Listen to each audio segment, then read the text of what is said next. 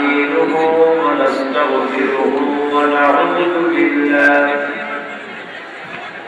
ونعوذ بالله من شرور أنفسنا ومن سيئات أعمالنا من يهد الله فلا مضل له ومن يضلل فلا هادي له ونشهد أن لا إله إلا الله وحده لا شريك له ونشهد أن سيدنا وحبيبنا ومولانا محمدا عبده ورسوله الذي أرسله بالحق بشيرا ونذيرا وداعيا إلى الله بإذنه وسراجا منيرا وقد قال الله تعالى في كلامه المجيد وفرقانه الحميد أعوذ بالله من الشيطان الرجيم بسم الله الرحمن الرحيم إن الله وملائكته يصلون على النبي يا أيها الذين آمنوا صلوا عليه وسلموا تسليما اللهم صل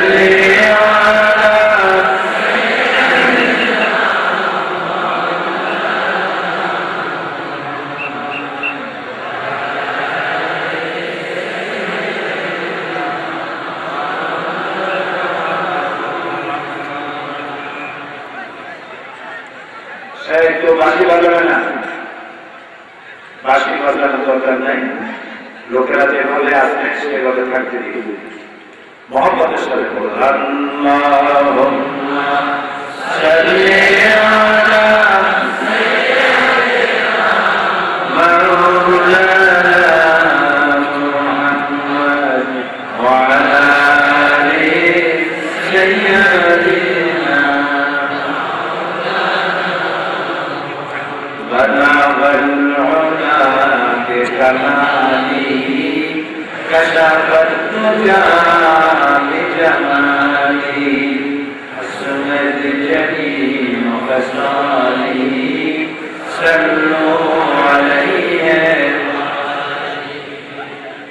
ذوالفصال نے طریقتوں کو دریا کر دیا दिल को रोशन कर दिया आँखों को बीना कर दिया बलावल ये कहानी कसरत जा जमाली हसरत जमी मुखसाली सल्लु अलैहि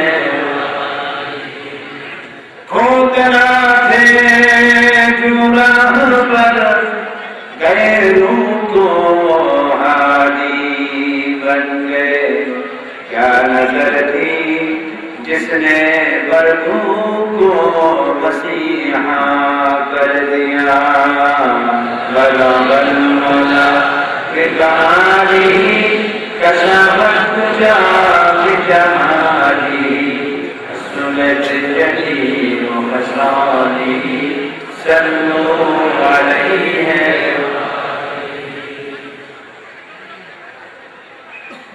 দুদিন ব্যাপী ঐতিহাসিক তফসির কোরআন মাহফিল খিলপাড়া হাই স্কুল ময়দানে অনুষ্ঠিত এই মাহফিলে সম্মানিত সভাপতি, সম্মানিত জামাত ইসলামী বাংলাদেশের নোয়াখালী জেলার সংগ্রামী আমির, চারটি উপস্থিত হাজার ওলামায়ে কেরাম, উপস্থিত প্রিয় এলাকাবাসী, বিভিন্ন জায়গা থেকে আগত সম্মানিত ভাইরা, পর্দার আড়ালের মা এবং বোনেরা, আসসালামু আলাইকুম ওয়া রাহমাতুল্লাহি ওয়া বারাকাতুহু।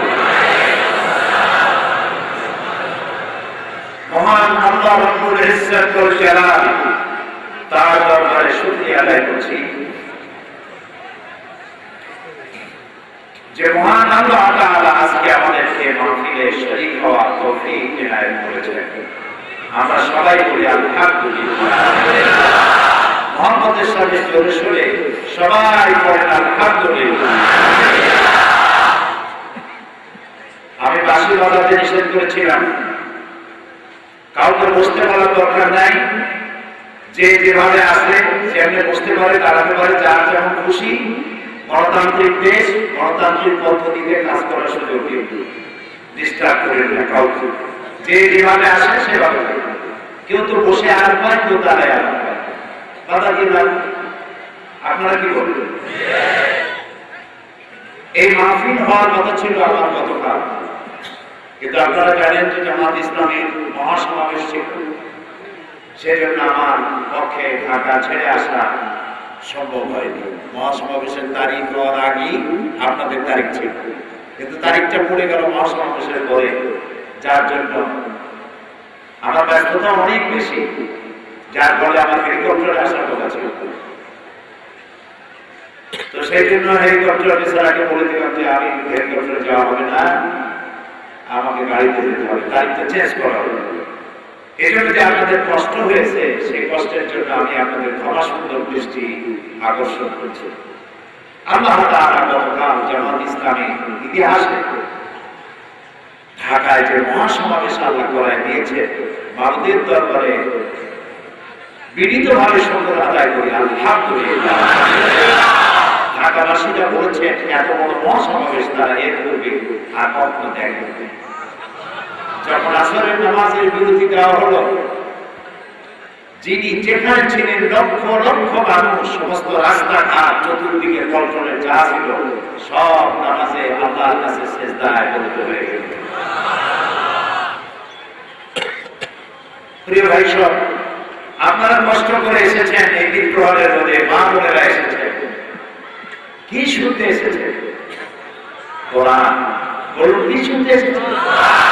আরে কোরআন হচ্ছে আমাদের জীবনের শ্রেষ্ঠ নিয়ামত, এর থেকে বড় নিয়ামত পৃথিবীতে আর কিছু শ্রেষ্ঠ নিয়ামত। আল্লাহ তাআলা দয়া করে এই নিয়ামত আমাদের দিয়েছে। আমরা তো পৃথিবীতে আল্লাহ তাআলা আমাদের মুসলমান করেছে। এই এলাকায় হিন্দু ভাই, আমরা হিন্দু ভাইদের তো এই মাহফিলে সুস্বাগত বলছি, ওয়েলকাম বলছি। কারণ কোরআন শুধু আমার, কোরআন আপনার। যেমন আল্লাহ শুধু আমার, আল্লাহ গোটা সৃষ্টি জগতে, তাই তার বাণী একটা সম্প্রদায়ের জন্য, মানব গোষ্ঠীর জন্য তার বাণী। আল্লাহ যেমন সকলের, ইসলাম যেমন সকলের, কোরআনও সকলের। কোন মুসলমান দাবি করতে পারবে না যে কোরআন শুধু আমার ধর্ম, আমি তা দাবি করতে পারবো না। কারণ আল্লাহ তাআলা বলেছেন হুদাল লিন-নাস, হাযা বায়ানুন লিন-নাস, এটি আমি মানব গোষ্ঠী হেদায়েতের জন্য প্রেরণ করেছি, পাঠিয়েছি, নাযিল করেছি। তো আল্লাহ তাআলা কোরআন নাযিল করে দিলেন কি জন্য? কারণটা আমরা জানতে চেষ্টা করি কোরআন থেকে। আল্লাহ তাআলা বলেছেন আলিফ লাম রা কিতাবুন আনজালনাহু ইলাইকা লিতুখরিজান নাসা মিনাল যুলুমাতি ইলান নূর। আলিফ লাম রা কিতাবুন আনজালনাহু ইলাইকা, হে রাসূল আমি আপনার কাছে একটা কিতাব অবতীর্ণ করেছি। কি অবতীর্ণ করেছি? এটা পুরোটা কিতাব। এই পুরোটা কি কিতাব? এর প্রত্যেকটি সূরা কিতাব, এর প্রত্যেকটি পারা কিতাব, প্রত্যেকটি রূপু কেনা, প্রত্যেকটি আয়াত কেনা, এর প্রত্যেকটি শব্দ কেনা, এর প্রত্যেকটি অর্থ রেখেছে কিনা।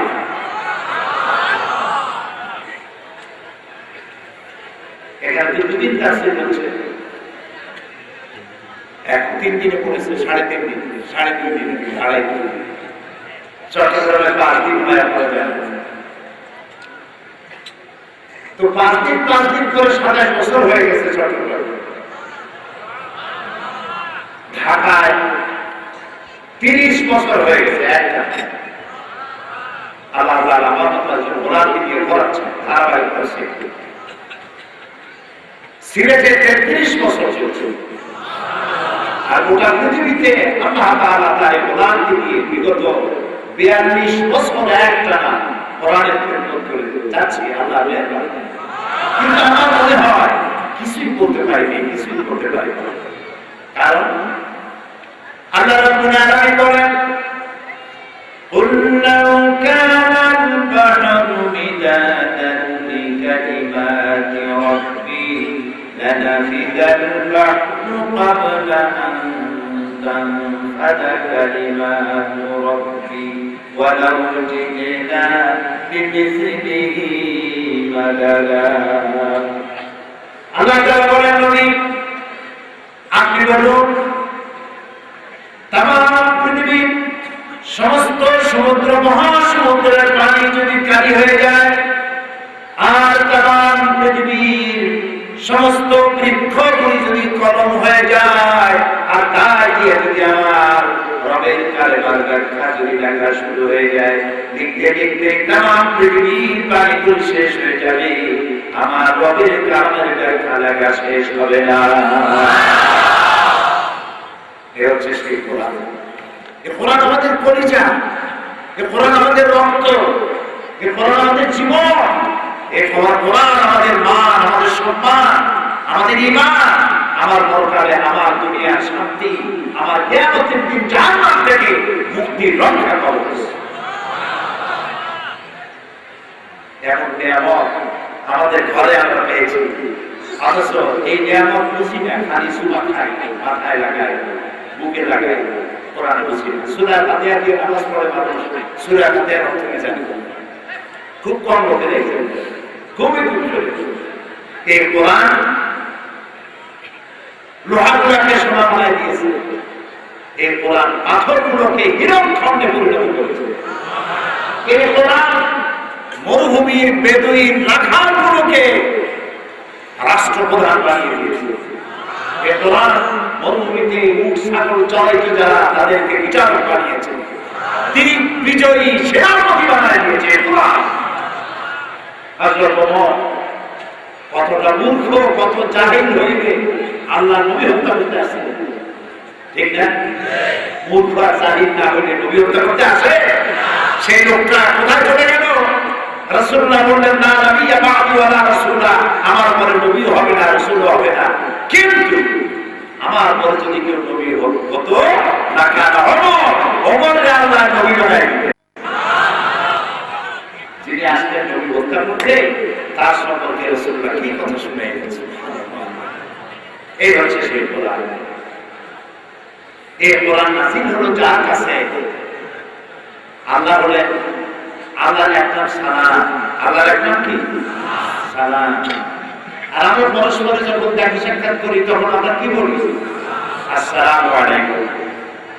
এটি বিজ্ঞান সম্মত, তোমার প্রতি শান্তি বর্ষিত হোক, কিন্তু এটি বিজ্ঞান সম্মত নয়। শুভ সন্ধ্যা, শুভরাত্রি, good morning, good evening, bye bye, tata, এটার কোনো মানে নেই। সকালবেলায় ঝড় হচ্ছে, বাড়ি ঘরে ঠিক করে চলে যাচ্ছে, আপনি যদি যাই বলেন যে গুড মর্নিং, ঠান্ডায় গাছ কাটবেন, আরে ভাই আজকের মতো ব্যাড মর্নিং তো আমার জীবনেও দেখিনি, তুমি তো গুড মর্নিং। রাত্রিবেলায় কারো মা মারা গেছে, বাবা মারা গেছে, অথবা কলিজার টুকরা সন্তান মারা গেছে, আপনি যদি তার সাথে গিয়ে করেন গুড নাইট, কেমন লাগবে? কি দিয়ে বিদায় দিচ্ছে বলে বলেন? ইসলাম কত সায়েন্টিফিক, মোর সায়েন্টিফিক। দুঃখে হোক, সুখে হোক, আনন্দে হোক, রাগে হোক, দিনে হোক, ঝড়ে হোক, বাধায় হোক, সুখে হোক অসুখে হোক যার সাথে যা দেখা হচ্ছে আসসালামু আলাইকুম, আল্লাহ তোমার প্রতি শান্তি দান করুন, সুবহানাল্লাহ। আল্লাহর নাম সালাম, দেখা হইলে বলি আসসালামু আলাইকুম, নামাজের শেষে ডানে আর বামে ফিরে সালাম। আর যে দিন আমরা গ্রহণ করেছি সেই দিনের নাম ইসলাম। দিনের নাম কি? শান্তি আর শান্তি। সুবহানাল্লাহ, সবাই বলেন সুবহানাল্লাহ। এই সব জায়গায় শান্তি, সেই শান্তির মধ্যে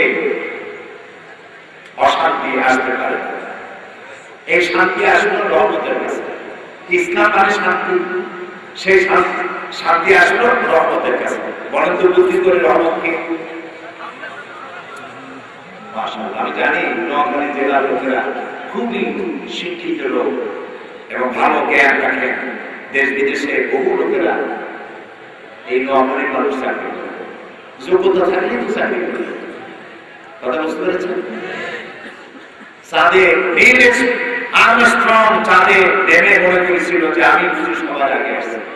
সেখানটায় জায়গাকে একদম বসে চিন্তা করলো যে আমি যাওয়ার আগে এই লোকটাকে বাড়ি তোমার বাড়ি করে জন্য হবে অবশ্যই বল। মানুষ যেখানে যায়, আমেরিকা যান, ইউরোপে যান, সৌদি আরবে যান, অস্ট্রেলিয়ায় যান, আফ্রিকা যান, যেখানে যান, সেখানে নোয়াখালী পাবেন। আলহামদুলিল্লাহ, আপনাদের কোয়ালিটি আছে বলেই তো আপনারা যেতে পারছেন। এই যে আমাদের বাপ দাদারা যারা শিক্ষা গ্রহণ করেছে, আমার ছোটবেলায় মনে আছে নোয়াখালীর হুজুরদের কাছে পড়েছে। নোয়াখালীর আলেমরা ছড়িয়ে পড়েছে সারা বাংলাদেশে। 10 টাকা 5 টাকা বেতনে কোরআন শরীফ শিখিয়েছে। সুবহানাল্লাহ।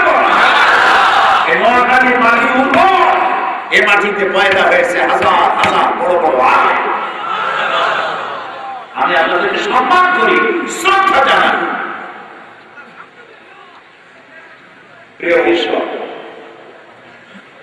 আপনারা বুদ্ধি করে বলতে পেরেছেন যে ইসলাম এসেছে রহমতের কাছে। রহমতকে মুহাম্মদ সাল্লাল্লাহু আলাইহি ওয়াসাল্লাম কোরআন বলছে, ওয়ামা আরসালনাকা ইল্লা রাহমাতান লিল আলামিন। নবী হে, আপনাকে আমি আমার সমস্ত সৃষ্টি জগতের জন্য করুণার মুক্ত প্রতীক করে পাঠিয়েছি। আপনি আমার রহমত। কত বড় কথা! একটু মাঝে মাঝে চিন্তা করেন আল্লাহ কি বলছেন, আমার গোটা সৃষ্টি জগতের জন্য আপনি আমার রহমত। সুবহানাল্লাহ। এই কোরআন শরীফে আল্লাহ সব নবীদের নাম দিয়েছেন। 25 জন নবীর নাম আছে কোরআনে। কয়জন? সব নবীদেরকে আল্লাহ নাম ধরে দিয়েছেন। ইয়া ইব্রাহিম, ইয়া জাকারিয়া, ইয়া ইয়াহইয়া, ইয়া মূসা, নাম ধরে ধরে দিয়েছেন। ইয়া মুহাম্মদ আছে কোথাও? আল্লাহ রাব্বুল আলামিন নবী করিম সাল্লাল্লাহু আলাইহি ওয়াসাল্লামকে কোরআনের কারীমের ভিতরে একটি জায়গা নাম ধরে তিনি ডাকেন নাই, বরং আল্লাহ রাব্বুল আলামিন বলেন, দুনিয়ার মানুষেরা তোমরা পরস্পরকে যেমন নাম ধরে ডাকাডাকি করো, আমার নবীকে এইভাবে নাম ধরে ডাকবা না। রাসূল নিষেধ করে দিয়েছেন, আমার নবীকে নাম ধরে ডাকবা না। কোরআনে কারীমের 6 জায়গায় রাসূলের নাম আছে। কয় জায়গায়? 6 জায়গায়। তা ডাকার জন্য না, সম্বোধন করার জন্য না। মুহাম্মদ সাল্লাল্লাহু আলাইহি ওয়াসাল্লাম তিনি যে আল্লাহর রাসূল, এই কথাটা বোঝানোর জন্য 6 জায়গায় রাসূলের নাম আছে। নাম ধরে ডাকার জন্য না। এমনকি রাসূলের সামনে উচ্চ স্বরে কথা বলা হয়েছে। কোরআন সূরা হুজুরাত দেখুন, পর্দার আড়াল থেকে যারা রাসূলুল্লাহকে ডাকতেছিলেন, আল্লাহ তাআলা বলছেন এরা অজ্ঞ, এরা জানে না, তাদের অপেক্ষা করা উচিত, রাসূলকে ডাকা উচিত নয়। কে বলতেছে? আল্লাহ তাআলা বলছেন তাদের অপেক্ষা করা উচিত। সাহাবায়ে কেরাম বসে আছেন, কথা বলতেছেন, আওয়াজ বড় হয়ে গেছে, রাসূলের আওয়াজ শোনা যায় না। বুঝতেছেন? রাসূলের আওয়াজ বোঝা যায় না, সাহাবীদের গলার আওয়াজ বড় হয়ে গেছে। আল্লাহ সহ্য করেন নাই, সঙ্গে সঙ্গে জিবরাইল নাযিল করে দিয়েছে, ইয়া আইয়ুহাল্লাযীনা আমানু লা তারফা'উ আসওয়াতাকুম নবী। হে বিশ্বাসীরা, তোমরা যে আমার পরিবার এনেছো, না তারফাউ আসওয়াতাকুম ফাওকা সাওতিল নবী, আমার নবীর আওয়াজের গলার আওয়াজের চাইতে তোমাদের গলার আওয়াজ যেন বড় না হয়ে যায়। যদি আমার নবীর আওয়াজের চাইতে তোমাদের আওয়াজ যদি বড় হয়, আত্মাহাবাতা আমালুকুম, তোমাদের জিন্দেগি সব ভালো কাজগুলো আমি বরবাদ করে দেব। কেমন নবী পেয়েছে মর্যাদা, এই পৃথিবীতে তার সমকক্ষ মর্যাদা কারো নাই। আল্লাহ নবী বলছেন, শেখ সাদির রহমাতুল্লাহ আলাইহি বলেছেন, সবচেয়ে বড় কথা লা ইউকিনু সানাউ কামা কানা হাক্কুহু। হে রাসূল, আপনার মর্যাদার কথা, সম্মানের কথা বলে শেষ করার ক্ষমতা পৃথিবীর কারো নাই। তবে আমি সংক্ষেপে এই কথাটুকু বলতে পারি, বাদে আর খোদা তুই বুজুর্গ সওয়াল ইসলাম, আমি বলতে পারি এতটুকু যে আল্লাহর পরে আপনার মর্যাদা, এর থেকে বড় কথা বলার কোনো মুখ আমার নাই। আল্লাহর পরে মর্যাদা, সুবহানাল্লাহ, আল্লাহর পরে রাসূলের চাইতে মর্যাদাবান কেউ নাই।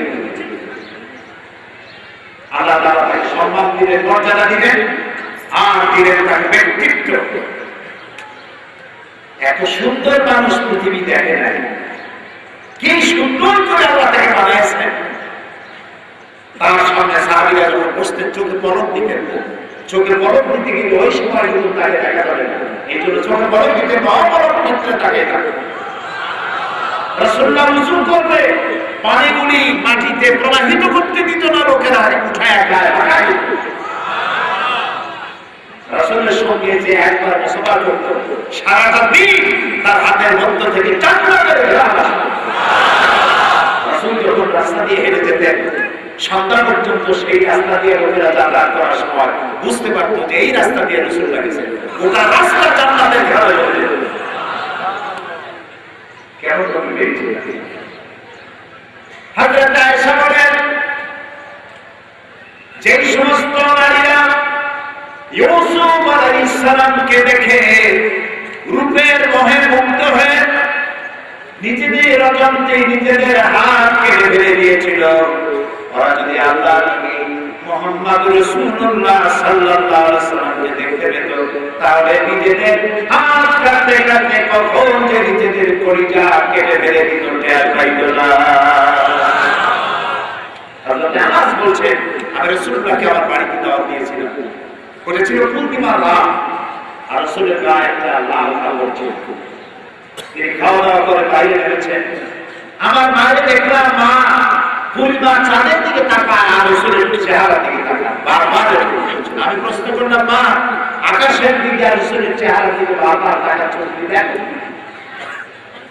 হযরত আনাস বলেন, মা আমাকে বললেন, আনাস রে, আমি পূর্ণিমা চাঁদের সঙ্গে রাসূলুল্লাহর চেহারার তুলনা করতেছিলাম, আমি তুলনা করতেছিলাম, কম্পেয়ার করতেছিলাম কোনটা উজ্জ্বলতা বেশি। আমার কাছে মনে হলো রাসূলের চেহারার সামনে পূর্ণিমার চাঁদ যেন ম্লান হয়ে গেছে। পূর্ণিমার চাঁদের মধ্যে কলঙ্ক কালিমা আছে, আমার রাসূলের চেহারায় কোনো কালিমা নাই। এত সৌন্দর্য, এত ব্যক্তিত্ব, আর এত মর্যাদা দিয়ে আল্লাহ তাআলা তাকে পৃথিবীতে পাঠালেন। কি জন্যে? মানুষ মারার জন্য। যত অমুসলিম আছে সব জবাব করার জন্য। রাসূলুল্লাহকে আল্লাহ তাআলা বললেন, ইন্নামা আনতা মুযাক্কিরুন লাস্তা আলাইহিম বিমুসাইতির। হে নবী, আমি আপনাকে পৃথিবীতে পাঠিয়েছি উপদেশক হিসাবে, দারোগা বানাই নাই, জালিমের লোক হিদায়াত করবেন সেজন্য বানাই নাই। মানুষকে হেদায়েতের বাণী শোনান। রাসূলুল্লাহ রহমত ছিলেন, মানুষের কাছে দিনের দাওয়াত নিয়ে চলে গেছেন, মার খেয়েছেন, কথা বলেন, 13টি বছর কষ্ট করেছেন, 13 বছর মক্কি জিন্দেগিতে মার খেয়েছেন। খাব্বা, খুবাইব, আম্মা, সুমাইয়া রাদিয়াল্লাহু তাআলা আলাইহিম আজমাইন, তারা কষ্ট করেছেন, মার খেয়েছেন। রাসূলুল্লাহ জবাব দেন, চলে এলেন মক্কা থেকে মদিনায়। 13 বছর লোক তৈরি করলেন। কি তৈরি করলেন বলে? লোক তৈরি করলেন। কেমন লোক হলো? লক্ষ্য করুন কেমন লোক রাসূল বানালেন। আবু বকর, ওমর, উসমান, আলী, খাব্বাব, খুবাইব, আবু উবাইদা ইবনে জাররাহ, আবু মুসা আশআরী, আব্দুর রহমান বিন আওফ রিদওয়ানুল্লাহ তাআলা এইসব লোক তৈরি হয়ে গেছে। সারা পৃথিবীর সব মানুষ, সমস্ত ইউনিভার্সিটি যদি একত্রিত হয়, হযরত ওমরের মতো একজন মানুষ বানাইতে পারবে? আবু বকরের মতো বানাইতে পারবে? এইসব মানুষ তৈরি হয়েছিল রাসূলুল্লাহ ইউনিভার্সিটিতে। রাসূলুল্লাহ ইউনিভার্সিটি সাবজেক্টে সিলেবাসে বই মাত্র 2 খান। সিলেবাসের বই কয় খান? 2 খান। এখন সিলেবাসের অভাব নাই। বিশ্ববিদ্যালয়, মাদ্রাসা, দুনিয়ার সব প্রতিষ্ঠানে সিলেবাসের অভাব নাই। কত সাবজেক্ট! আর রাসূলের ইউনিভার্সিটির নাম হলো আমার ভাষায় আল হেরা ইউনিভার্সিটি। এটা ভাইস চ্যান্সেলর নবী করিম সাল্লাল্লাহু আলাইহি ওয়াসাল্লাম, আর এটা চ্যান্সেলর আল্লাহ রাব্বুল আলামিন। ছাত্র এই যে নামগুলো জানেন, আবু বকর, উসমান, ওমর, আলী রিদওয়ানুল্লাহ তাআলা আলাইহিম এরা হলো ছাত্র। আজকে তাম পৃথিবীর মানুষ এরকম একজন মানুষ বানাইতে পারবে না। 2 খানা কিতাব পড়ে তারা যা হয়েছিলেন। সিলেবাসে কিতাব কয় খান? 1 খানা গান কোরআন, আর 1 খানা নামাজ পড়া। এই মাত্র 2 খানা কিতাব পড়ে গোটা পৃথিবীর অর্ধেকটা পৃথিবীর প্রেসিডেন্ট হয়েছিলেন হযরত ওমর ফারুক রাদিয়াল্লাহু তাআলা। কি মানুষ তৈরি হলো! যুদ্ধ করে নয়, মারদাঙ্গা করে নয়, ইসলাম যারা কবুল করেছে, রাসূলের অনুপম চরিত্র মাধুর্যে পাগল হয়ে গেছে মানুষ। মসজিদ নববীর ভিতরে একজন পেশাব করছে, লক্ষ্য করতেছেন কথা? মসজিদে নববীর মধ্যে পেশাব করছে রাসূলের সামনে, সাহাবীদের সামনে। আমাদের মসজিদের বাইরে দাঁড়িয়ে যদি মসজিদের করে পেশাব করে, আপনারা কি করবেন? জি জি, আমি জানি আপনারা বাইরে করবেন। সাহাবীদের চোখ বড় হয়ে গেছে। রাসূলের অর্ডার অপেক্ষা করছেন। রাসূলুল্লাহ অর্ডার দিয়ে সামনে পেশাব করাই দেবেন। রাসূলুল্লাহ বলেন না, বাধা দিও না। বাধা দিলে বলে সে অসুস্থ হবে, তার সবটা ক্লিয়ার হয়ে যাবে, সবটা আনলোড হয়ে গেল। এরপর রাসূল তারে ডাকলেন, এদিকে আসুন। সে তো ভয়তে আঘাত। রাসূলুল্লাহ জিজ্ঞেস করলেন, আচ্ছা তুমি যে কামটা করলা, তুমি কি জানো এই জায়গাটা কি? কয় না কাছে। রাসূলুল্লাহ বললেন, এটা হলো আমরা ইবাদত করি, আল্লাহর সিজদা করি, উপাসনা করি, ইবাদতের জায়গা মসজিদ। ভবিষ্যতে এইসব কাজ তুমি যখন করবা, তখন বাইরে করবা, কোন উপাসনা না, কোন ঘরের মধ্যে, কোন ইবাদতের জায়গায়, কোন মসজিদের মধ্যে এই কাজ করবা। মনে থাকবে?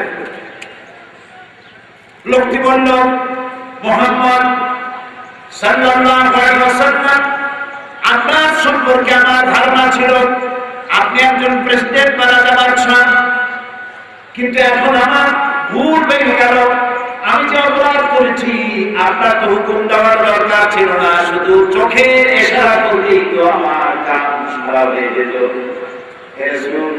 আপনি কোন সাধারণ মানুষ নন, সাধারণ রাজা বাদশা নন, আপনি আল্লাহ নবী, তাতে আমার কোনো সন্দেহ নাই। আমি মুসলমান হব, আমার কান্না পড়া রাসূলুল্লাহ বলেন, পড়ো লা ইলাহা ইল্লাল্লাহ মুহাম্মাদুর রাসূলুল্লাহ। এর নাম ইসলাম, এর নাম ইসলাম। পর্দার আয়াত তখন নাযিল হয় নাই। পুরুষ এবং মেয়ে লোক রাসূলের সামনে বসা। একজন যুবক রাসূলের সামনে, আরে আপনারা ব্যস্ত হন কেন? এরা পুরো এরা খবর কাগজের লোক এসেছে, একটু সহ্য করতে। তার মানে ওরা রিপোর্ট করবেন, এত উগ্রপন্থী একত্রিত হয়েছে, ছবি তুলবেন। মুসলমান কি উগ্র? এই জন্য তো রাসূলুল্লাহ হাসপাতালে কথা বলতে বলেছেন, উগ্ররা মুখ মলিন করে থাকে, সবসময় মুখ কালো থাকে। এক শ্রেণীর লোক আছে, মনে হয় চেহারা দেখলে মনে হয় যে গোষ্ঠীর মধ্যে থেকে 15 জন দলের হয়ে বসে নাই। আরে বেটা মুখ করে থাকিস কেন? রাসূলুল্লাহ বলেছেন হাসি মুখে কথা কর, সত্য দেওয়ার সমান সব হয়ে যাবে। ইসলাম উগ্রতা নাই। যুবক আর যুবতী, পুরুষ মহিলা রাসূলের সামনে বসে, তখনও পর্দার এক নাজিল হয়। এক যুবক এক যুবতী মহিলার দিকে তাকায় আছে, এক স্বাভাবিক নারী পুরুষের আকর্ষণ, পুরুষের নারী আকর্ষণ, এটা কে করেছে? রাসূলুল্লাহ তারে কিছু বললেন না, শুধু যুবকের মাথাটা ধরিয়া আর এক দিকে ঘুরে গেলেন।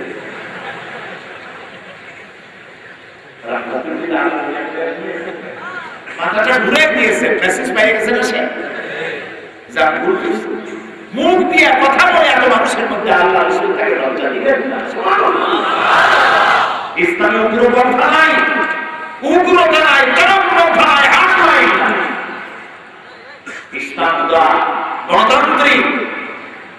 রাসূলুল্লাহ যদি ইন্তেকালের সময় বলতেন আমার মেয়ে হবে নেত্রী, আমার স্ত্রী নেতা হবে, কার বাবার হিম্মত ছিল রাসূলের সামনে প্রতিবাদ করে এই কথা বলেন? জবাব দেন। রাসূলুল্লাহ জিজ্ঞেস করেছেন, বলা হয়েছে রাসূল আপনি যদি থাকবেন না তখন এই উম্মতকে কে চালাবে, কে দায়িত্ব নেবে? রাসূল বলেছেন তোমাদের মধ্যে যিনি আল্লাহকে বেশি ভয় করেন, যিনি বেশি দক্ষ যোগ্য, তোমরাই নির্বাচিত করে নেবে। এটাই তো গণতন্ত্র। হযরত আবু বকর বলেছেন এক কথা, ইন্তেকালের সময় হযরত ওমর বলেছেন একই কথা, ওসমান আলী রিদওয়ানুল্লাহি তাআলা আলাইহিম আজমাইন সব বলেছেন তোমাদের মধ্যে যিনি যোগ্য, আল্লাহকে বেশি ভয় করেন, তাকে তোমরা নেতা বানাবে। এটাই তো গণতন্ত্র। উগ্রপন্থা এখানে কোনো জায়গা নাই। নবী করিম সাল্লাল্লাহু আলাইহি ওয়াসাল্লাম মক্কা শরীফ থেকে মদিনায় আসলেন খুব শখে পড়ে দেখেন। তিনি যখন মদিনায় বিদায় হন, মক্কা থেকে ফিরে ফিরে বারবার তাকাচ্ছিলেন আর চোখ দিয়ে পানি পড়ে দাঁড়িয়ে বলতেছিলেন, হে প্রিয় মক্কা, তুমি আমার জন্মভূমি, তোমাকে ছেড়ে যেতে আমার খুব কষ্ট হচ্ছে। হে কাবা, আমার আশা ছিল আমি তোমার খেদমত করব, কিন্তু তোমার নিষ্ঠুর সন্তানেরা তোমার কাছে আমার থাকতে দিল না। চোখের পানি ফেলে রাসূলুল্লাহ মক্কার দিকে বারবার তাকাতে তাকাতে একা একা থেকে চলে গেলেন। সাথে শুধু আবু বকর। প্রতিমধ্যে তাকে ধরার জন্য সোরাকাকে পাঠানো হয়েছে। সোরাকা 100 উটের বিনিময় রাসূলুল্লাহকে জীবিত অথবা মৃত যে অবস্থায় হোক ধরে জানতে পারবে 100 উট দেওয়া হবে। 100 যেমন তখন না লাল উট, আরব দেশে লাল উটের দাম সব থেকে বেশি এবং লাইয়া পাওয়া যায় খুব কম, রেয়ার। সোরাকা খুঁজতে খুঁজতে রাসূলকে পেয়ে গেছে। রাসূল কোথায় যাচ্ছেন? কথার জবাব সাথে সাথে দিকে পাবে, বুঝবো যে আপনার পুরো অ্যাটেনশন আছে। মদিনা যাচ্ছে, ধর্ম কাছাকাছি চলে গেছে। সোরাকা যে ঘোড়ার উপরে সওয়ার ছিল, ঘোড়া পা মাটির মধ্যে লেগে যাচ্ছে। রাসূলুল্লাহ পিছনে তাকালেন, সোরাকার চোখে চোখ পড়ল। সোরাকা বলছে, মুহাম্মদ সাল্লাল্লাহু আলাইহি ওয়াসাল্লাম আমাকে মাফ করে দেন। রাসূলুল্লাহ বললেন, মাফ করে দিলাম।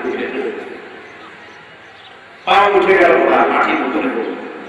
সোরাকা মুক্ত হয়ে চিন্তা করল, 100 লাখ কেমনে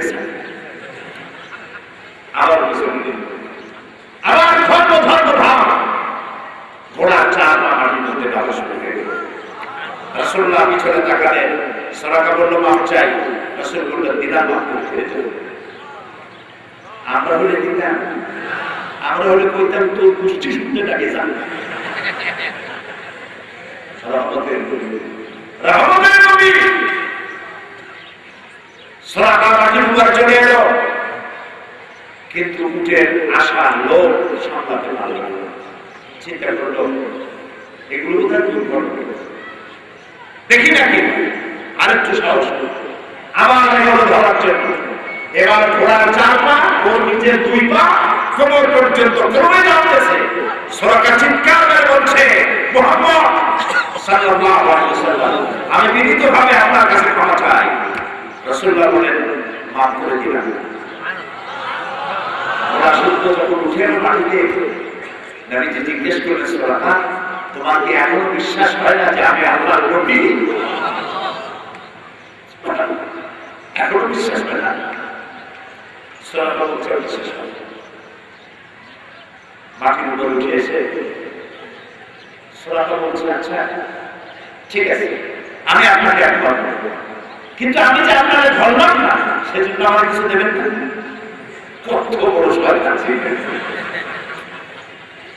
রাসূলুল্লাহ তাও রাগ করলেন, বললেন, হ্যাঁ দেব। কি দেবেন?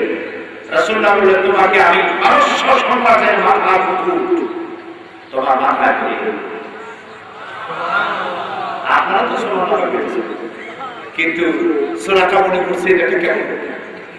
এখন আমি যদি বলি যে বুশের হোয়াইট হাউসের চেয়ারটা আপনারা দেব, আমার মস্তিষ্কের সুস্থতা সম্পর্কে আপনাদের প্রশ্ন উঠবে।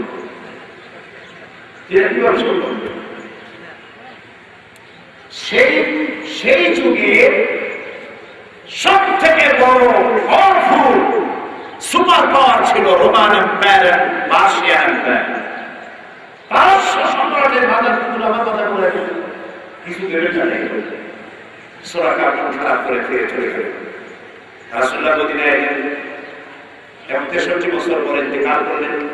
আবু বকর ক্ষমতায় এলেন, ইন্তেকাল করলেন। হযরত ওমর রাদিয়াল্লাহু তাআলা ক্ষমতার আমলে পারস্য দখল হয়ে গেল। গনিমতের মাল এসেছে ওমর রাদিয়াল্লাহু তাআলার সামনে, সোনা, দানা, হীরা, মণি, মুক্তা, অস্ত্র। তার মধ্যে তিনি দেখলেন ঝকঝক করছে। বললেন, ওইটা কি নিয়ে আসো? একজন সাহাবী নিয়ে এলেন, দেখা গেল পারস্য সম্রাটের মাথার মুকুট। হযরত ওমর বললেন, কেউ যাও সুরাকাকে ডেকে নিয়ে আসো। সুরাকা যখন বুড়া হয়ে গেছে, দাড়ি চুল পেকে গেছে, সুরাকা এলেন।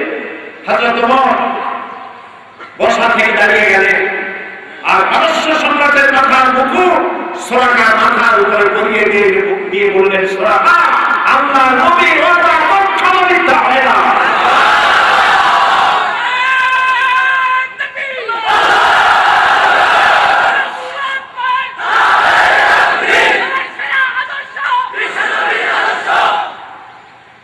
বিশ্বনবীর আদর্শের চাইতে বড় আদর্শ নাই।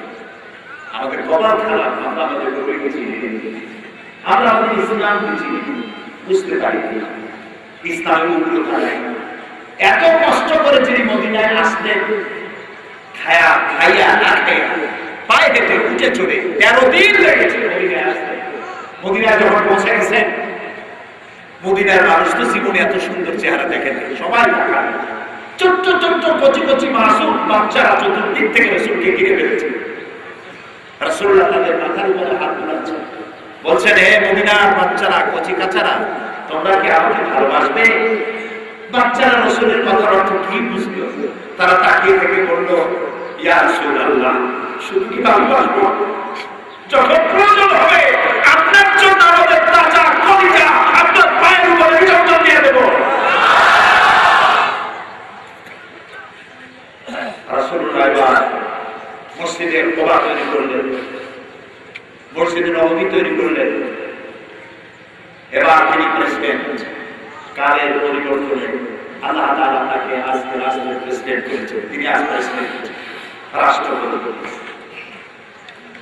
বদরের যুদ্ধ বিজয়, ওহদের পরাজয় হলো, ফতে মক্কা দিয়ে আল্লাহ ঘোষণা দিলেন। এবার তিনি মক্কা যাচ্ছেন। আমি বুঝাতে চাচ্ছি, ইসলামের উগ্রতা নাই, ইসলামের চরমপন্থা বলে কোনো জিনিস নাই। এবার তিনি মক্কা থেকে, মদিনা থেকে মক্কা যাচ্ছেন, মাতৃভূমি থেকে যাচ্ছেন, সাথে 10,000 মানুষ। সেদিন আসছিলেন কয়জন ছিল? আর আজ 10,000 মানুষ, সাথে 10,000 তরবারি। মক্কার উপকণ্ঠে পৌঁছে গিয়ে রাসূলুল্লাহ বললেন, এখানে তোমরা তাবু গাড়ো, পায়খানা বানাও কম, চুলা বানাও বেশি। আবু সুফিয়ান শুনতে পেল মুহাম্মদ সাল্লাল্লাহু আলাইহি ওয়াসাল্লাম এসেছেন। সাথে হাজার হাজার মানুষ, কত মানুষ গোয়েন্দা বিভাগ পাঠানো গুনে আসবে। ওরা রাত্রে কাল বুদ্ধ রসুল বলেছে সুলভ অবশ্যই প্রয়োজনের চাইতে বেশি মানুষ সারা রাত গুনে গুনে শেষ রাত্রে ফিরে আসছে গোয়েন্দা বিভাগ, এসে রিপোর্ট করলো আবু সুফিয়ান মানুষ কতটা গুনবো কখন, সুলা গুনতে গুনতেছে। আবু সুফিয়ান পাগল করে পাঠাইলো মানুষ বুদ্ধ রসুল ঘুরে আসছে। যুদ্ধ হলো কৌশল, আল হারব হাদা হাদিস, যুদ্ধ হলো কৌশল, প্রতিপক্ষের চোখকে ধাঁধা মারিয়ে দেওয়া। রাসূলুল্লাহ বলছেন পায়খানা বানাও কম, সকাল বেলায় এই কাম কার বেলা? এখন পায়খানা সংখ্যা, মানুষের সংখ্যার তুলনায় পায়খানা কম, প্রত্যেকটা পায়খানার সামনে বিরাট বিরাট লাইন, বড় বড় কেউ। সকালবেলা যাদের পাঠানো হয়েছিল তারা ঘন্টা দুই দাঁড়ায় থেকে আবু সুফিয়ান মানুষ কতটা গুনগুনি, একটা পায়খানার সামনে যে লাইন, সেই লাইন তুলতে তুলতে তারা বলে হয়েছে কি করে আপনার কষ্ট হয়ে গেল। আবু সুফিয়ান রাগ করে খুঁজেই চলে আসবে, পাহাড়ের এক কোনায় দাঁড়াইয়া দেখা তার চোখ খাবার লেগেছে, এত মানুষ। হঠাৎ করে দেখা হলো হযরত আব্বাস রাদিয়াল্লাহু তাআলা আনহুর সঙ্গে। হযরত আব্বাস হচ্ছেন নবী সাল্লাল্লাহু আলাইহি ওয়াসাল্লামের চাচা। আবু সুফিয়ান বলছেন আব্বাস তোমার ভাই দুষ্পুত্র মুহাম্মদ সাল্লাল্লাহু আলাইহি ওয়াসাল্লাম তো বড় বাদশা হয়ে গেছেন, এতিম মানুষ এত বড় বাদশা হলো কি করে, আজ এত সৈন্য নিয়ে এসেছেন। হযরত আব্বাস বলেন আবু সুফিয়ান তোমার চক্ষু তোমাকে প্রতারণা করতেছে, দুই হাত দিয়া চোখ ভালো করে বসো, তারপরে তাকায় তাকায় দেখো, এর নাম বাদশাহী নয়, এর নাম নবুয়ত। এর নাম যদি বাদশাহী হতো তাহলে এতক্ষণ তোমার মাথা তোমার দেহের সাথে থাকার কথা ছিল না, এর নাম নবুয়ত। ফজরের নামাজ শেষ করে রাসূলুল্লাহ সমস্ত বাহিনীদেরকে রেডি করলেন, বললেন আমরা এখন মক্কা দখল করবো, মক্কায় প্রবেশ করবো। খবরদার সাহাবীরা কোন গাছ কাটবে না, কোন শিশু, কোন বৃদ্ধ, কোন অসুস্থ, কোন নারী স্পর্শ করবে না, আমার বিনা অনুমতিতে কাউকে গ্রেফতার করবে না।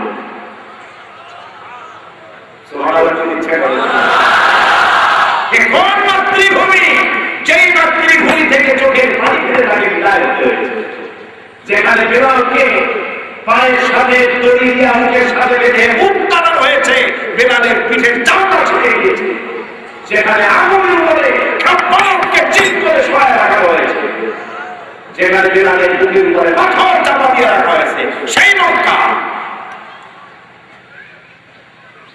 নবী করিম সাল্লাল্লাহু আলাইহি ওয়াসাল্লাম মক্কায় প্রবেশ করলেন। কাফেররা সমানে দৌড়াচ্ছে, কিন্তু দৌড়ে এখন নিতে পারে না, সাহাবীরা খেলাও করতেছে। সব এসে মসজিদে হারামের মধ্যে প্রবেশ করেছে। এখন কাফেরদের বড় বড় নেতারা কচু পাতার মধ্যে এরকম কাঁপতেছে। রাসূলুল্লাহ জিজ্ঞেস করলেন কুরাইশের নেতারা আজ আমার কাছে কি ব্যবহার আশা করো? এই কথার লোড করো, আজ আমার কাছে কি ব্যবহার আশা করো? একজন সাহস করে বললেন একজন উত্তম ভ্রাতুষ্পুত্র, একজন উত্তম ভ্রাতার কাছ থেকে যে ধরনের ব্যবহার আশা করা যায়, আপনার কাছে আমরা সেই ব্যবহার আশা করি। রাসূলুল্লাহ বললেন আমি তো তোমাদের ব্যাপারে সিদ্ধান্ত নিয়ে ফেলেছি। কি সিদ্ধান্ত নিয়েছেন তা তো বলেন, সিদ্ধান্ত নিয়ে ফেলেছি। ওদের কইতে তো তখন এখানে আসছে। আল্লাহর নবী বলেন কুরাইশের নেতারা শুনে নাও, আমি তোমাদের ব্যাপারে কি সিদ্ধান্ত নিয়েছি। আমার ভাই ইউসুফ আলাইহিস সালাম মিশরের প্রেসিডেন্ট, তখন আর কেনারে দুর্ভিক্ষ চলছে, যে 11 ভাই তাকে কুয়ার মধ্যে ফেলে দিয়েছিল, ওই 11 ভাই দুর্ভিক্ষের কারণে সাহায্য নিতে এসে মিশরের প্রেসিডেন্ট ইউসুফ আলাইহিস সালামের সামনে দাঁড়ায় গেছে। ওরা মনে করছিল কুয়া তুলতে ফেলা হয়েছে, এটা বড় কুয়া, ইউসুফ আলাইহিস সালাম বলেছেন, কিন্তু ওরা জানতো না এটা কুয়া নয়, এটা ক্ষমতায় যাওয়া সুড়ঙ্গ পথ। ওরা ইউসুফ আলাইহিস সালামকে ছেড়ে দিয়েছে কুয়ার এক মাথা দিয়া, আল্লাহ আর এক মাথা দিয়ে ইউসুফকে বের করে মিশরের প্রেসিডেন্টের সিংহাসনে বসিয়ে দিয়েছে। হযরতে ইউসুফ আলাইহিস সালাম 11 ভাই ছিলেন, এই সেই 11 ভাই যারা আমাকে করে বলেছে, ভাইরাও চিনে ফেলেছে কিন্তু সেই ইউসুফ কি সর্বনাশ, কোথায় সাহায্য চাইতে আসতাম তো সাহস কোথায়। আল্লাহর নবী বলেন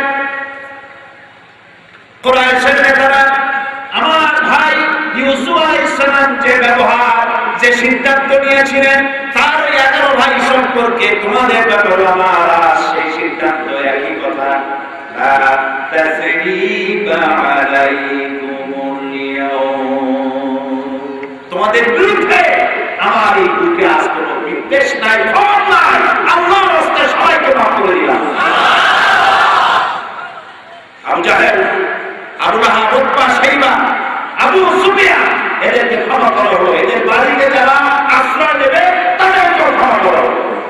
আবু সুফিয়ানের বাড়িতে যারা আশ্রয় নেবে তাদেরকেও ক্ষমা করা হলো। এই হলো ইসলাম। সুবহানাল্লাহ, এটা হলো ইসলাম।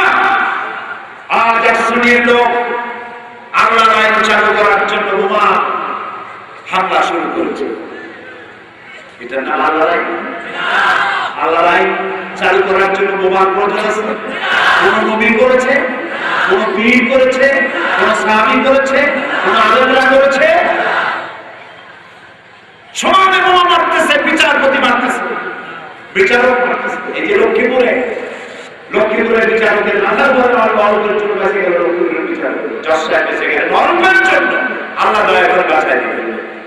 ঝাড়ুকাঠিতে মারলো, আসামি ধরা হলো, মামুন তার মা বাড়ি রাজশাহী, ঝাড়ুকাঠিতে নাপিতের দোকানে চাকরি করেছে, বাড়ি ভাড়া করে থেকেছে, তারপরে সুযোগ বুঝে বোমা মারলো, 2 জন বিচারপতি মারা গেল। তার জিজ্ঞেস করা হলো মারলি কেন?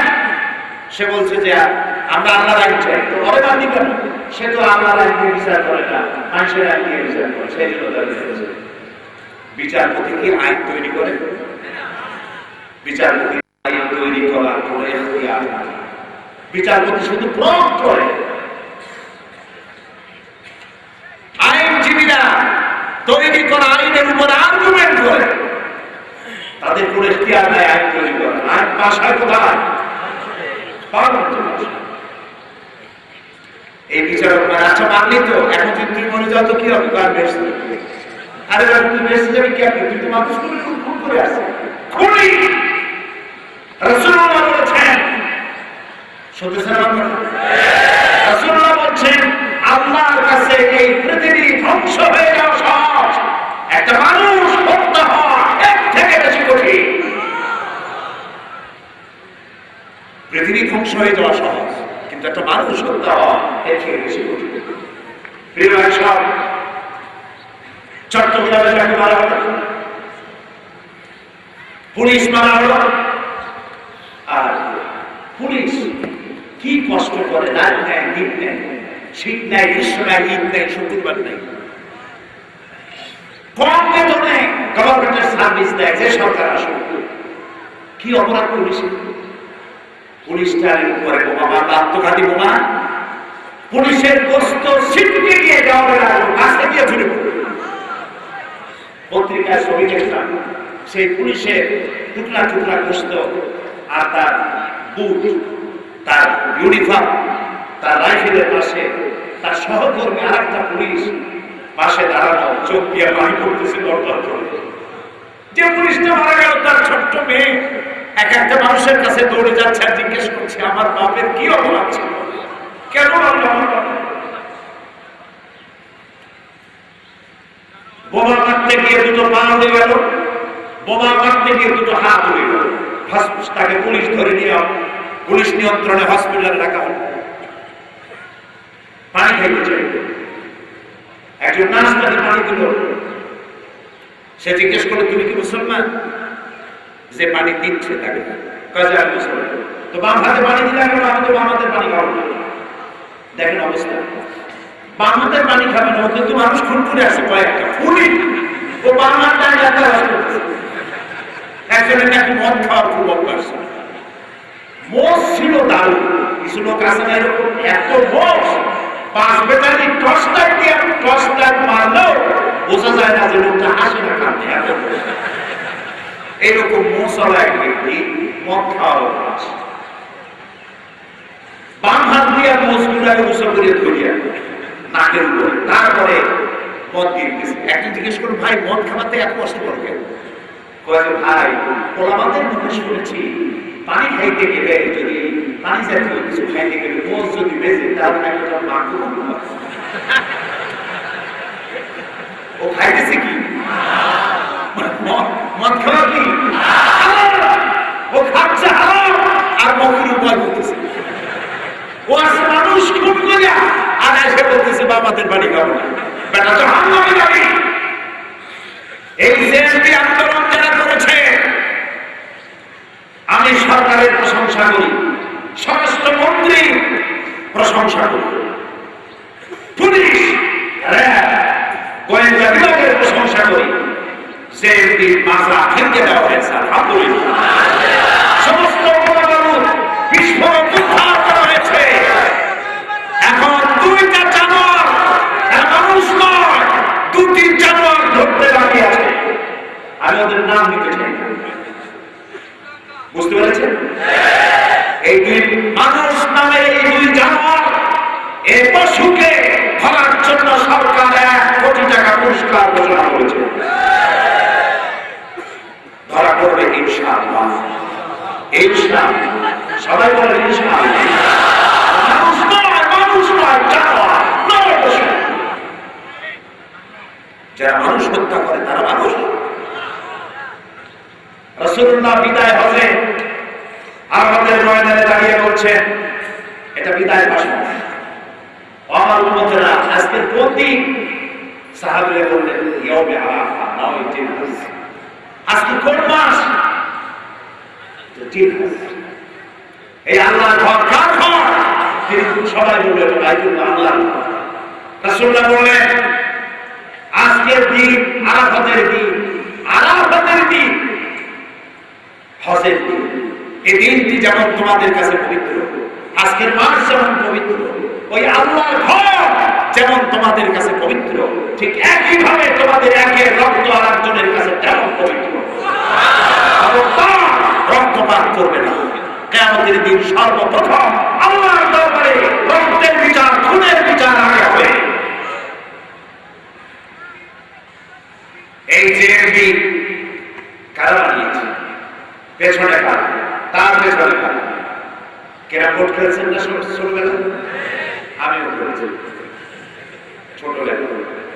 কেনা ভোট হচ্ছে ভোট গুটির খেলা, গুটি দিয়ে গুটি মারে। আমি একটা গুটি দিয়ে আরেকটা গুটিকে মারছি, সামনে আমার ওই গুটিটা, কিন্তু ওইটা আমার টার্গেট নয়, আমার টার্গেট ভিন্ন। যেটাকে মারলাম সে বর্ডারে খা খেয়ে আমার মূল টার্গেট যেটা, সে রেডকে হিট করলো, রেড দিয়ে পড়লো পকেটে। কিন্তু বেচারা হতভাগ্য রেড, ও জানতেই পারলো না মূল ধাক্কাটা কার ছিল। কাজে আজকে যেসব যুবকরা স্কোয়াড বাহিনীতে যোগ দিয়েছে, আমরা জানি না মূল ধাক্কাকারী কারা। 4 দলীয় ঐক্যজোটের সরকারের সাফল্যকে ব্যর্থ করে দেওয়ার জন্য, এদেশের মাদ্রাসা মসজিদ বন্ধ করে দেওয়ার জন্য, টুপিওয়ালা দাড়িওয়ালাদেরকে বন্ধ করার জন্য, মাদ্রাসা বন্ধ করার জন্য অতীতে যারা চেষ্টা করেছিল তারাই এতে কাজ করছে।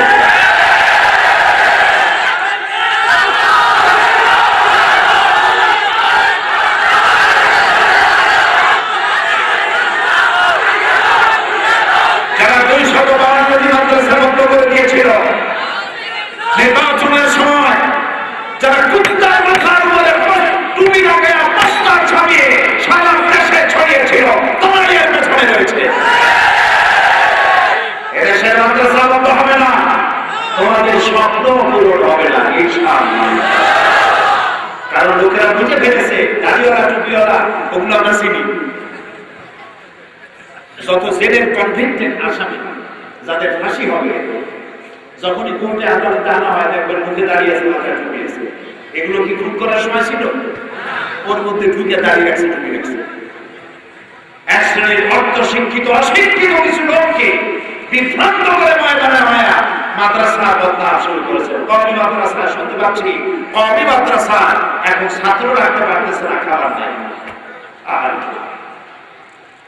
কওমি মাদ্রাসা বলে টাকা দেয় কি? গভর্নমেন্ট তো দেয়, এই জনগণ দেয়, আপনারা দেন। আপনার বাড়ির প্রতি বিক্রির পয়সা, আপনার বাড়ির মুষ্টি চাউল, আপনার মুরগির ডিম বিক্রি করে পয়সা দিয়ে কওমি মাদ্রাসা বেঁচে আসে।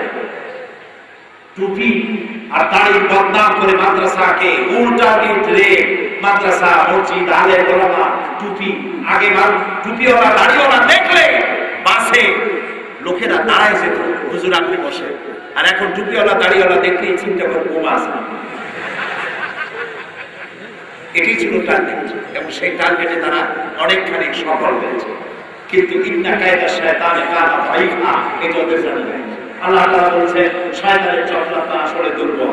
শয়তানের চক্রান্ত আসলে কি? মাদ্রাসার জালের মতো ছিন্ন ভিন্ন হয়ে যাবে। 14 কোটি মুসলমানেরা বেঁচে থাকতে বাংলাদেশের জমিনে 56,000 বর্গ মাইলের জমিনে ধর্মনিরপেক্ষ মতবাদকে কায়েম হতে দেওয়া হবে না, হবে না, হবে না।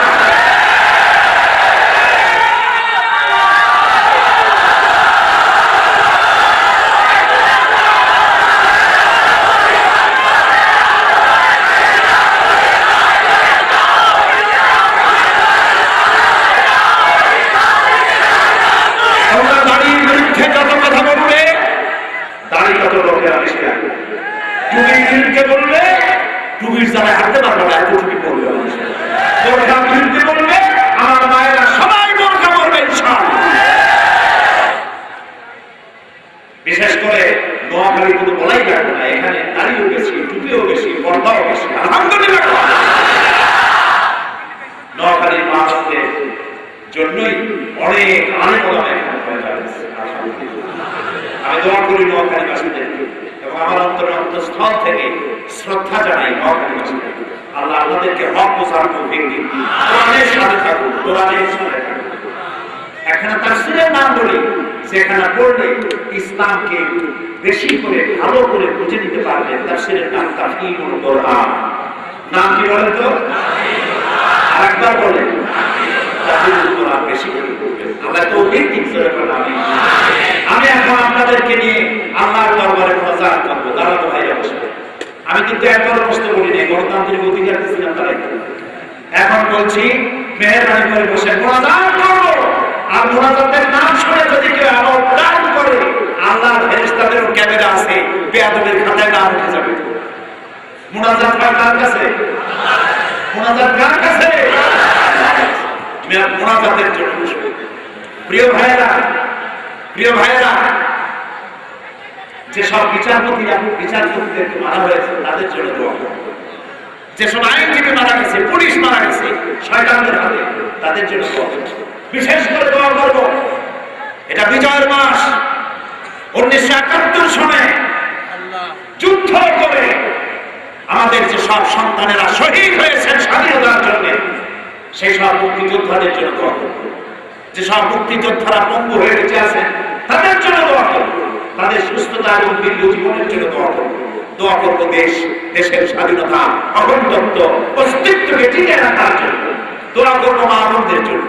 প্রিয় ভাইরা, আমি আসার আগে গতকাল আমার সাথে আসার কথা ছিল মাননীয় অর্থমন্ত্রী এপিএস না পিএস জনাব কাজী নূর নবী সাহেব।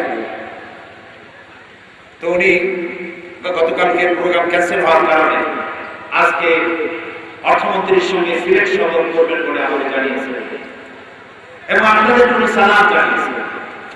আপনারা সালাম গ্রহণ করুন।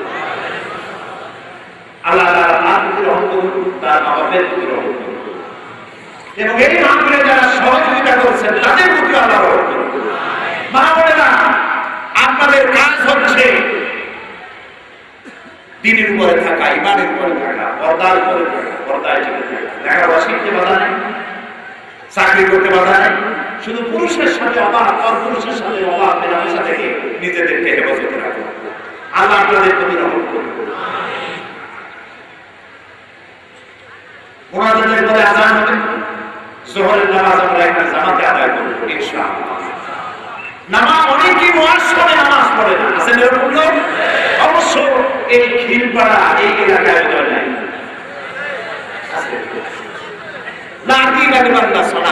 যার কাছে নামাজ নাই তার কাছে দিন নেই, ঈমান নেই।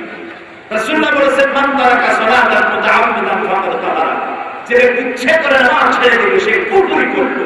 বলে নাউযুবিল্লাহ, জীবনেও নামাজ ছাড়বো না, এই ওয়াদা কি করা যায়? করা যায়। হাত উঁচু করে বলেন আল্লাহ তোমার নামে শপথ করি, ওয়াদা করি, কসম করি, যতদিন পর্যন্ত মালাকুল মউত আমার মাথার কাছে না আসতেছে ততদিন পর্যন্ত ফরজ নামাজ, ফরজ রোজা ছেড়ে দেব, ছেড়ে দেব, ছেড়ে দেব। ইয়া আল্লাহ, আমার আজকের এই ওয়াদা আমার মৃত্যু পর্যন্ত আমাকে পালন করার তৌফিক দাও। আমিন ইয়া রাব্বাল আলামিন। আযান হবে মুনাজাতের পর। আযানের পরে আপনারা জোহরের নামাজ জামাতে আদায় করে যাবেন। আর মাহফিলের পাশে গ্রাম আছে, কারণ এই বিশাল প্যান্ডেল গ্রাম এলাকায় এত সুন্দর প্যান্ডেল আপনারা করেছেন, আমি মুগ্ধ হয়েছি। বিরাট খরচ হয়েছে মাহফিল করতে। তাআওয়ানু আলাল বিররি ওয়াত তাকওয়া ওয়া লা তাআওয়ানু আলাল ইসমি ওয়াল উদওয়ান। আল্লাহ তাআলা বলেছেন ভালোবাসার সহযোগিতা করো। আজকের বক্তৃতায়, আজকের তাফসীরে যদি কারো মনের মধ্যে নামাজের প্রতি আকর্ষণ হয়, ইসলাম বোঝার জন্য আগ্রহ বাড়ে, তাহলে নিশ্চয়ই এই সব যারা অনুষ্ঠান করেছেন আল্লাহ তাদেরকে দিবেন। আমরা বলি আমিন। আল্লাহ আমাদের নামাজি বানান, আল্লাহ আমাদেরকে সত্যবাদী বানান। আপনারা মিথ্যা কথা বলবেন না, ওজনে কম দেবেন না, খাদ্যে ভেজাল দেবেন না, পরের জমিনে হাইট ঠেকবেন না, স্ত্রীকে বেপরদা করবেন না। এগুলি ওয়াজের মূল বক্তব্য, তাফসীরের মূল বক্তব্য। আল্লাহ তৌফিক দান করুন। আর গ্রাম আছে চতুর্দিকে, যাওয়ার সময় মেহরবানি করে আপনারা সাহায্য করে যাবেন। আল্লাহুম্মা রব্বানা যালামনা أنفسنا وإن لم تغفر لنا وترحمنا لنكونن من الخاسرين। أي الله تعالى হাজার হাজার মুসলমান নরনারী দীর্ঘ হয়ে গেছে, কষ্ট করে দূর দূরান্ত থেকে ভাইরা বোনেরা এসেছে। আল্লাহ তাআলা তুমি দয়া করে মেহেরবানি করে আমাদের জিন্দেগির গুনাহ মাফ করে দাও। আমাদের মধ্য থেকে যাদের নামাজ দুনিয়া থেকে বিদায় হয়ে গেছে, কবরগুলিকে জান্নাতের টুকরায় পরিণত করে দাও। রব্বুল আলামিন, আমাদের নামাজ যাদের বেঁচে আছে সুস্থ রাখো, ঈমানের সাথে রাখো। এমন বয়স আমাদের বাবাকে দিও না যাতে করে পরদিন পর হতে হয়। নিজের কাপড়টা নিজে করতে পারেন না, নিজে টয়লেটে যেতে পারেন না, নিজের খাবার নিজে খেতে পারেন না, এরকমের দুরবস্থা থেকে আমাদের বাবা বৃদ্ধ যারা তাদেরকে রক্ষা করো। নেওয়ার সময় যখন ইমানের সাথে আল্লাহ দয়া করে সুস্থতার সাথে আমাদের বাবাকে তোমার দরবারে উঠে নিও।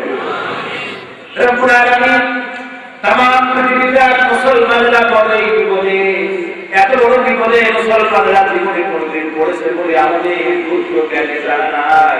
আল্লাহ দুনিয়ায় যত জায়গায় মুসলমান বিপদে আছে তাদের সাহায্যকারী হয়ে যাও। রব্বুল আলামিন, আমরা বিপদে পড়েছি, যেমনি নরক পশুদের একটা দল তৈরি হয়ে তোমার আইনকে যারা কলঙ্কিত করতে আত্মহত্যা বাহিনী তৈরি করেছে, আল্লাহ তুমি দয়া করে এদেরকে হেদায়েত করে দাও। আল্লাহ দয়া করে এদেরকে হেদায়েত করে দাও। আল্লাহ দয়া করে এদেরকে তুমি হেদায়েত করে দাও। রব্বুল আলামিন, যদি ওদের কবরে হেদায়েত না থাকে, ওদের নসিবে যদি হেদায়েত না থাকে, তাহলে হামান, নমরুদ, ফিরআউনকে যেমন ভাবে ধ্বংস করেছো, সেনবীর গোষ্ঠী, হরকতুল জিহাদের গোষ্ঠী, আর এদেরকে যারা বুদ্ধি দেয়, টাকা দেয়, পরামর্শ দেয়, আল্লাহ এদেরকে ফিরআউনের মতো, নমরুদের মতো আল্লাহ তুমি গজব দিয়া বিদায় করে দাও। আল্লাহ এদেরকে লানত দিয়া বিদায় করে দাও। এদের কারণে যে সব পুলিশ মারা গেছে, আল্লাহ সেই পুলিশগুলিকে শাহাদাতের দরজা নসিব করো। যেসব বিচারপতি আইনজীবী মারা গেছে, আল্লাহ তাদেরকে জান্নাত নসিব করো। আল্লাহ তাদের ছেলে মেয়ে, স্ত্রী, পুত্র, পরিজন, যারা মা হারাইছে, যারা স্বামী হারাইছে, যারা সন্তান হারাইছে, তাদের ধৈর্য ধরার তৌফিক দান করো। আল্লাহ এই ৫৬,০০০ বর্গ মাইলের দেশটি এই ডিসেম্বর মাসে ৯ মাসের যুদ্ধের পরে তুমি উপহার হিসেবে তুমি দান করেছো আমাদের মালিক আল্লাহ, এদেশের স্বাধীনতা, সার্বভৌমত্ব, অখণ্ডত্ব, অস্তিত্বকে আল্লাহ তুমি হেফাজত করো। আল্লাহ তুমি দয়া করে আমাদের প্রতি মেহেরবান হও। এই মাহফিলের আয়োজন যারা করেছে তাদের প্রতি রহমত নাযিল করো। আল্লাহ তাআলা হজে যারা রওনা করেছেন, পথে আছেন, আল্লাহ সকলকে হজের যাতায়াত আসান করে দাও। বাংলাদেশে হজ ফ্লাইট নিয়ে যে সমস্যার সৃষ্টি হয়েছে, আল্লাহ তুমি দয়া করে সমস্যা উত্তরে হজকে সঠিকভাবে আদায় করার তৌফিক সব হজযাত্রীদের আল্লাহ দয়া করে দান করে দাও। রব্বুল আলামিন যারা দোয়া চেয়েছেন তাদের প্রতি রহম করো। মা বোনেরা কষ্ট করে এসেছেন, মা বোনদের গুনাহ খাতা মাফ করো। হে আল্লাহ তাআলা নিঃসন্তানীকে সন্তান দান করে দাও।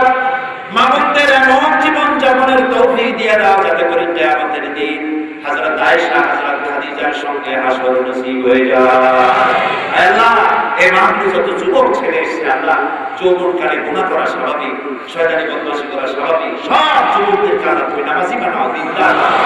আল্লাহ ইসলাম বোঝার তৌফিক দাও, রাসূল বোঝার তৌফিক দাও, কোরআন বোঝার তৌফিক দাও। ইসলামের উপর ইসলামকে অনুশীলন করা তৌফিক সবাইকে তুমি দান করো। হিন্দু, মুসলমান, খ্রিস্টান, বৌদ্ধ, জাতি, ধর্ম, দল, মত নির্বিশেষে আমাদের এই মাতৃভূমিতে আমরা শান্তিতে থাকতে পারি, আল্লাহ সেই তৌফিক তুমি আমাদেরকে দান করো। আমি কয়েক সেকেন্ড আপনাদের জন্য ছেড়ে দিলাম। মাথা নিচু করে, চক্ষু বন্ধ করে, যা যা বলার আছে সরাসরি আল্লাহকে বলুন। আল্লাহ তাআলা দোয়া কবুল করবেন ইনশাআল্লাহ।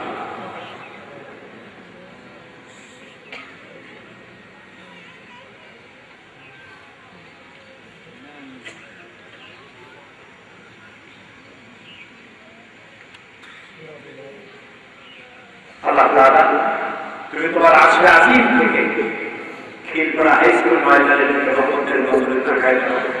তোমার হাজার হাজার বান্দা বান্দীরা আসামির মতো মাথা নিচু করে বসে প্রায় আকুতি দিয়ে তোমার কাছে যা চাচ্ছে আল্লাহ ওইভাবে তুমি দান করে দাও না। কাউকে খালি হাতে আল্লাহ তুমি ফেরত দিও না বাবু। আল্লাহ মাহফিলের আয়োজন যারা করেছেন, পয়সা দিয়েছেন, টাকা দিয়েছেন, পরিশ্রম করেছেন, বুদ্ধি দিয়েছেন, পাহারা দিয়েছেন, আইন শৃঙ্খলা পরিস্থিতি নিয়ন্ত্রণের জন্য কষ্ট করেছেন, সকলের উপরে রহমত নাযিল করুন। আল্লাহ আমার দেশের সেনাবাহিনী, আমার দেশের মিডিয়া, আমার দেশের র্যাব, আমার দেশের পুলিশ বাহিনী আমাদের গৌরবে, আল্লাহ এদের সকলকে দ্বীন ও ঈমান দিয়ে তাদের পরিচয় বলে দাও। আল্লাহ একটি বাজার, এই বাজারে যারা দোকানদারি করেন তাদের ব্যবসা আল্লাহ তুমি বরকত দিয়ে দিও। আগুনের হাত থেকে, আসমানি জমিনি বালা মুসিবত থেকে হেফাজত করে দিও। এই মাহফিলের বরকতে আল্লাহ সকলের ঘরে ঘরে আল্লাহ তুমি ঈমানের নূর জ্বালায় দিও। ربنا تقبل منا إنك أنت السميع العليم وتب علينا